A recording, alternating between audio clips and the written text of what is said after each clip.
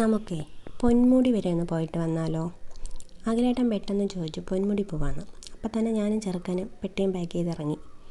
അവൻ കാറിൽ കയറിയപ്പോഴേ കിടന്നങ്ങ് ഉറങ്ങി. പിന്നെ അവിടെ എത്തിയതിന് ശേഷമാണ് എഴുന്നേറ്റത്. ഞങ്ങൾ പൊന്മുടിയിലെത്തിയപ്പോഴത്തേക്ക് 5 മണി കഴിഞ്ഞു. 5 മണി വരെ അവിടെ അങ്ങോട്ട് കയറ്റി വിടുള്ളൂ. അപ്പം ചെക്ക് പോസ്റ്റിൽ നിന്ന് സെക്യൂരിറ്റി ഞങ്ങളടുത്ത് പറഞ്ഞ് പോകാൻ പറ്റില്ല എന്ന് പറഞ്ഞു. പക്ഷേ ഞങ്ങൾ KTDC റിസോർട്ടിൽ റൂം ബുക്ക് ചെയ്തിട്ടാണ് പോയത്. അപ്പോൾ പുള്ളി അവിടെ വിളിച്ച് ചോദിച്ചു. അങ്ങനെ പിന്നെ ഞങ്ങളെ കയറ്റി വിട്ടു.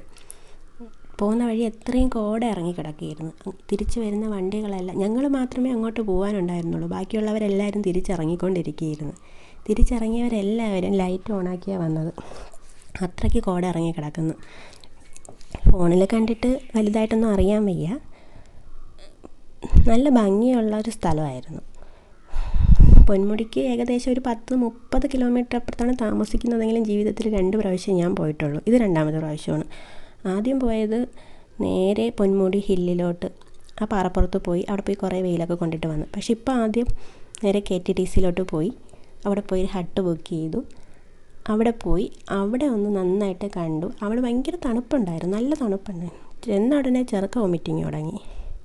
അതോടുകൂടി അവൻ കിടപ്പിലുമായി. പക്ഷെ ചാടിച്ചാടിയാണ് നിന്നത്.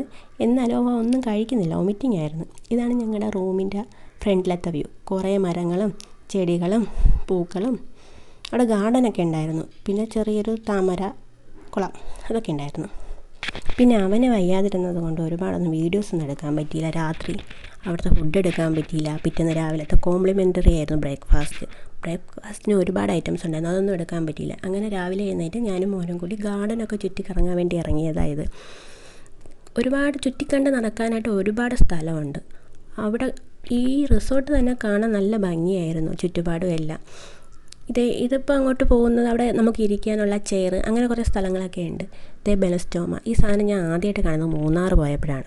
പിന്നെ തിരിച്ച് വന്നപ്പോഴത്തേക്ക് ഇവിടുത്തെ നഴ്സറികളിലൊക്കെ ഒരുപാട് കണ്ടിട്ടുണ്ട്. പിന്നെ ഒരു 10 മണിയായപ്പോഴത്തേക്കും നമ്മൾ പൊന്മുടി അങ്ങ് ഹില്ലിലോട്ട് പോയി. അവിടെ നല്ല മഞ്ഞുണ്ടായിരുന്നെങ്കിലും നല്ല വെയിലും ഉണ്ടായിരുന്നു. പിന്നെ നമ്മൾ താഴെ മീൻമുട്ടി പോയപ്പോഴത്തേക്ക് ചെറിയ രീതിയിൽ മഴ പെയ്തതുകൊണ്ട് മുകളിലോട്ട് കയറാൻ പറ്റിയില്ല. അങ്ങനെ ചെറുക്കനെ എടുത്തുകൊണ്ട് നടക്കാൻ പറ്റാത്തത് കൊണ്ട് ഞങ്ങൾ താഴെ ഈ പാറപ്പുറത്തിരുന്ന് വെള്ളത്തിൽ കല്ലെറിഞ്ഞ് കളിച്ചുകൊണ്ടിരുന്നു. വരുന്ന വഴിയിൽ അവൻ്റെ കാലൊരു പാറയിൽ തട്ടി മുറിഞ്ഞത് കൊണ്ട് അവൻ വെള്ളത്തിൽ ചാടാതെ പാറപ്പുറത്തിരുന്ന് കല്ലെറിഞ്ഞ് കളിച്ച്. അതെന്തായാലും ഒരാശ്വാസമായി. അല്ലെങ്കിൽ ഞാനും ഈ വെള്ളത്തിൽ കിടന്ന് അവൻ്റെ പിറകെ ഓടേണ്ടി വന്നേനെ. അവിടെ ആരോ അടുക്കി വെച്ചിരിക്കുന്ന കല്ലിനെ എറിഞ്ഞ് തകർക്കാൻ വേണ്ടിയിട്ടാണ് ഞാൻ നോക്കിയത്, പക്ഷെ നടന്നില്ല.